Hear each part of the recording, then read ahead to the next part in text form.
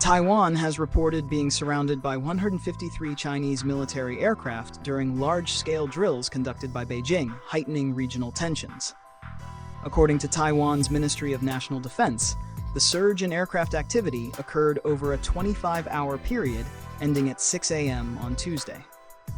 The war games, known as Joint Sword 2024B, included fighter jets, drones, warships, and Coast Guard vessels, with 90 aircraft reportedly entering Taiwan's Air Defense Identification Zone.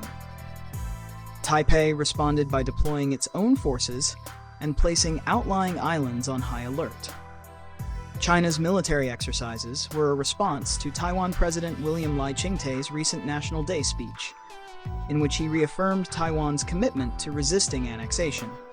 Beijing denounced the speech, with its Taiwan Affairs Office calling Lai's statements about Taiwanese independence nonsense and justifying the military actions as punishment for promoting separatism. Beijing claims Taiwan as part of its territory and has not ruled out using force to assert control over the island. Taiwan's Premier Cho Jung-tai expressed concerns about the broader regional impact of the drills, warning that such unannounced exercises disrupt peace and stability. He emphasized that these actions not only threaten Taiwan but also affect international navigational and airspace rights, drawing attention from other countries.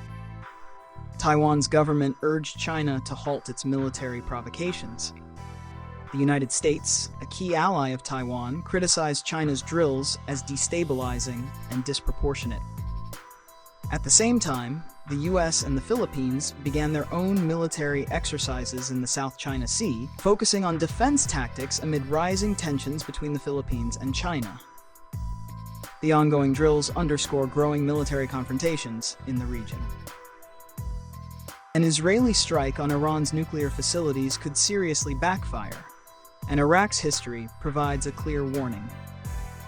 Tensions have been high since Iran's missile attack on Israel on October 1st, in retaliation for the killings of Hezbollah leader Hassan Nasrallah and Hamas leader Ismail Haniyeh. Israel's next move is highly anticipated.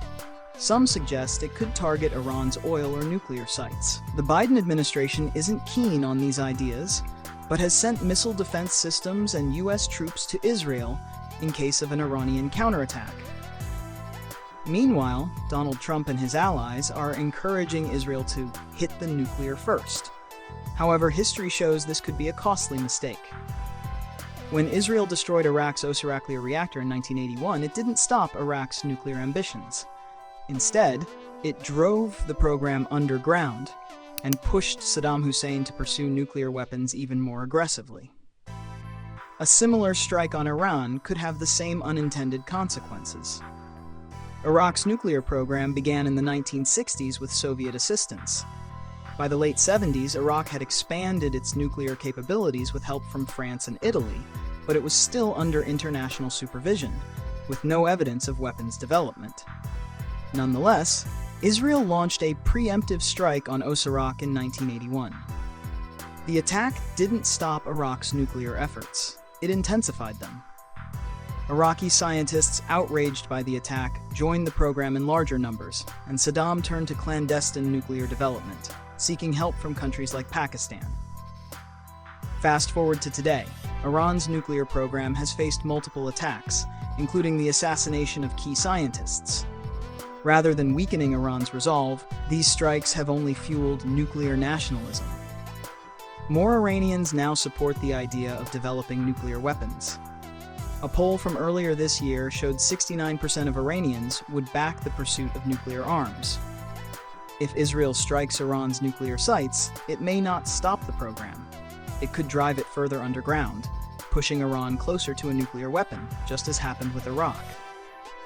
Israeli Prime Minister Benjamin Netanyahu, who is under pressure after recent events, may be tempted to follow this aggressive path. But it risks backfiring, fueling resentment, and helping Iran and its allies rebuild stronger than before. In short, history suggests that an Israeli attack on Iran's nuclear facilities could backfire, potentially speeding up Iran's nuclear ambitions rather than halting them. A stone's throw from Russian troops, many Ukrainians fear conscription more than bombs. In a town in eastern Ukraine near advancing Russian forces, Volodymyr, 34, refuses to flee despite the daily bombardments that have killed neighbors and destroyed buildings around him. Why? He fears forced conscription if he moves to a safer area. Since Russia's full-scale invasion in 2022, casualties have skyrocketed, particularly in the Donetsk region, where Volodymyr lives. Russian military leaders seem unconcerned about the high loss of troops in their relentless push for control. But Volodymyr criticizes Ukraine's leadership for adopting a similarly indifferent attitude toward their own soldiers, based on conversations with friends in the military. Conscription patrols stoke fear. Ukraine has around 1.3 million soldiers, but the war has taken a heavy toll. Western estimates suggest that at least 80,000 Ukrainian soldiers aged 25 to 60 have died since 2022. President Volodymyr Zelensky has called for the recruitment of 500,000 more men out of approximately 3.7 million eligible for service. This has left many potential recruits avoiding public spaces. Manhunting patrols made up of police and conscription officers roam bus stops, malls, and even nightclubs, checking IDs and conscription status through QR codes linked to a national database. Those who fail to update their status risk having their driver's licenses revoked or bank accounts frozen. Even abroad, men may face denial of consular services until they update their information. A reluctant exodus and growing corruption. Some Ukrainians abroad have no intention of returning. Vitaly, a 23-year-old student in Germany, was denied consular services and told to return to Ukraine to update his status. Fearing forced conscription, he now plans to apply for German citizenship. Back in Ukraine, fear of patrols is widespread. Boris, a 31-year-old from Kharkiv, says people are often randomly detained and sent straight to military camps, sometimes without even checking papers. Despite a potential exemption as his father's legal caretaker, Boris is too scared to visit the conscription office, fearing he'll be drafted on the spot. Andriy, a 27-year-old doctoral student in Kyiv, faced a similar situation. Despite being exempt, he was detained by a patrol and almost sent to a boot camp until a doctor refused to sign him off due to his poor eyesight. It was a miracle, Andriy recalls.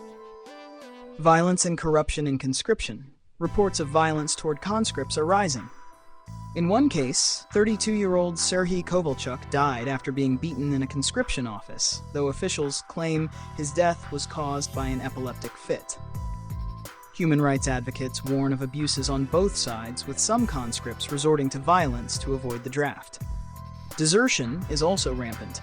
Over 100,000 soldiers have deserted since 2022, often in groups of 20 to 30.